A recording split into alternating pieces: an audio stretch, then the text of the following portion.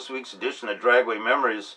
Got lots to show you this week, starting with some Peter McRitchie footage of the NTEC race team. And here we go. Look at this. Thanks, Peter McRitchie. This is unforgettable footage. Nora Riel. I never knew what she looked like. That's her. And always loved the car. That was bought by my neighbor Hot Shoe Dave McKenna. That's Nora's husband, Gino. They had a pizza place in Toronto. Now retired up in Barrie, I believe. TV Billy Gilmore. I've got some articles written by Ken Packham calling him TV Billy. He's passed on now. An ET1 campaigner with his 454 Super E-Automatic. This Niemer Haber, also out of NTEC. There was a sea of NTEC cars, mostly big blocks, mostly Chevelles. And we'll check out Nora's trunks there. Says NTEC on there. 454 LS6 convertible, originally owned by Mike Stephan. Autumn gold metallic, tan interior when new. Look at all the NTEC cars of heaven for all you guys and gals that love that sort of thing. Ron Wigg really put his stamp on things, and there goes Nora. You can see Monroe heavenly applied to the cars there. Brown and Merrill car back in the background there. They're out of New York. Niemer, Super E-Automatic, 375, 396. There goes Gino. Nora, his wife. Notice how they didn't actually have a lot of burnouts even just yet. This is in the early 70s, 73. Not yet doing a lot of static burnouts. There's Nora. There's a bunch of NTEC cars there. Pete worked for NTEC at the time. So naturally he was cheering on his team. NTEC cars going at it now. Tree taking a while to come down. Husband and wife. No, that's Niemer against Nora. And Nora hits the brakes, runs into some kind of difficulty. 454 LS6, 1970. Chevelle convertible.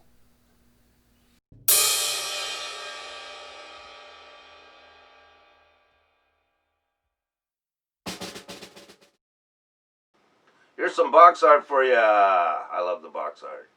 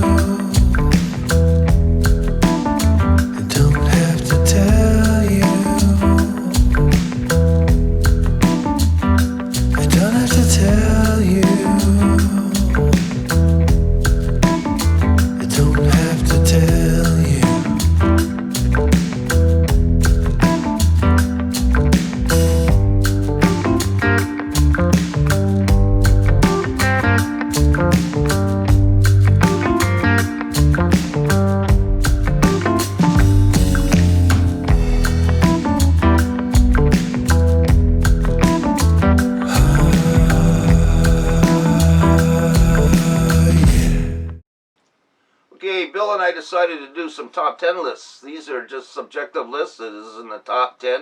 Number 1 could be number 10. That's just the way we did it. If there's somebody here that you think should be in this top 10 list or any of the other top 10 lists we're going to do, please let us know. And we'll do another. Here we go. Top 10, actually top 5, the other 5 next week, stalkers.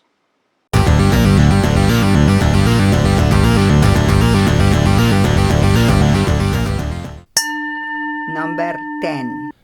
Bill Morrison, record-holding K-Stock, 57 Chevy, 283 for power. This was his last entry as a stock eliminator car before he moved into super stock. And I remember he was selling this machine. It was very worked over. It was all torn apart, put completely back together. The underneath of it was just as beautiful as the outside, bright yellow in color. You can see he's already serious to the point where Carbelt's on board sponsoring him.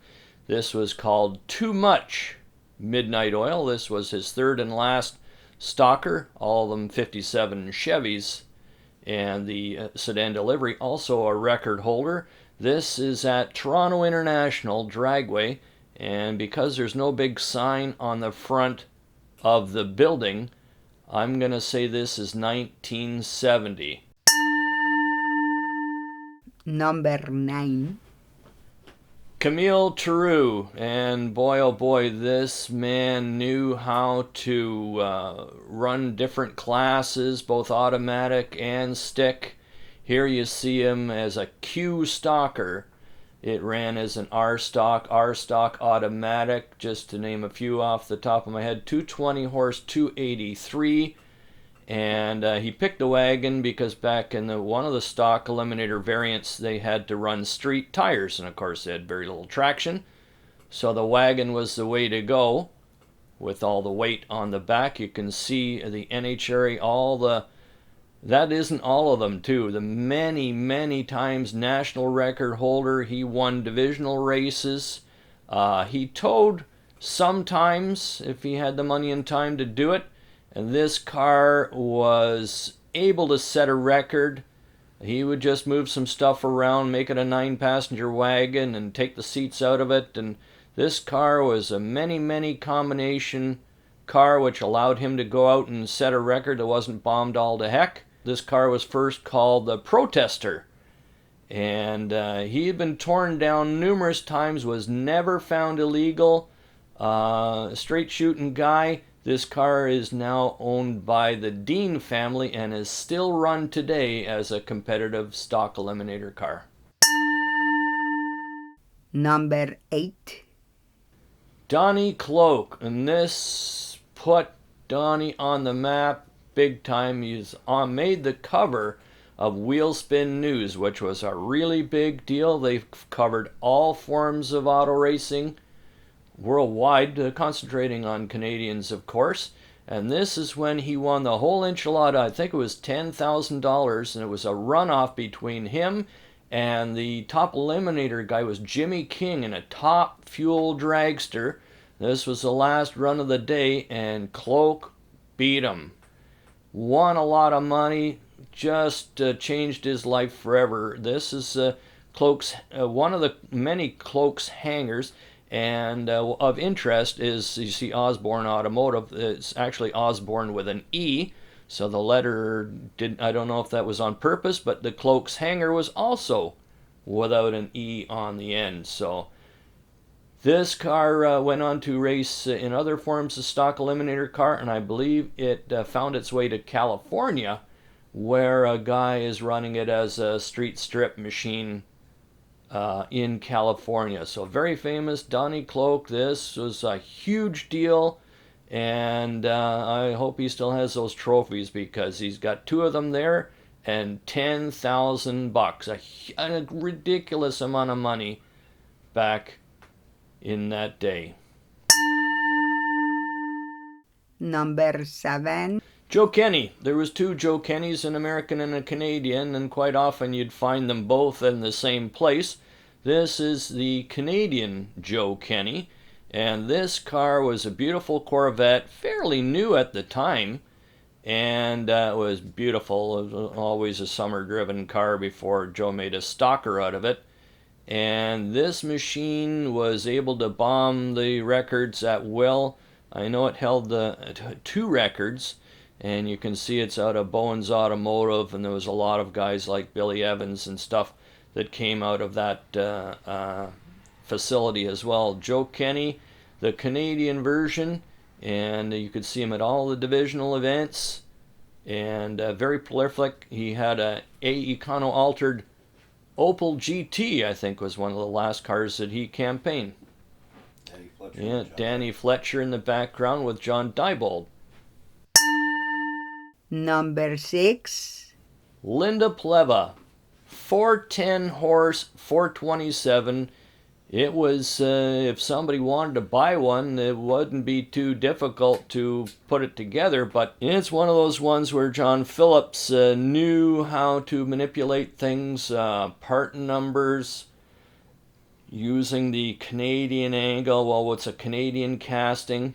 They did that with Ford blocks, apparently, to allow some different block configuration stuff. This was a 427 410 horse, single 4-barrel, and Linda was a secretariat for Litton Industries.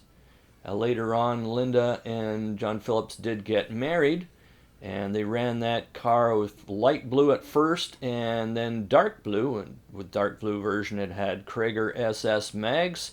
This car later became the Lamb Chopper from Lambton Ford down in the Windsor-Sarnia area. Lambton, of course. And from there it disappears. And this magazine is the holy grail of Canadian content. It was made from Michigan, but they had a great deal of very in-depth stories on Canadians. So you guys know where there's some racing pulses. Rob and I'd be love to see them because we only have a few of them. You betcha. Thanks for watching, everybody. I hope you enjoyed what you saw. If you did, please hit that subscribe button. And we'll see you next week. Remember, hook hard, go straight, never be late. And I hope your God blesses you. And wear the damn mask. See ya.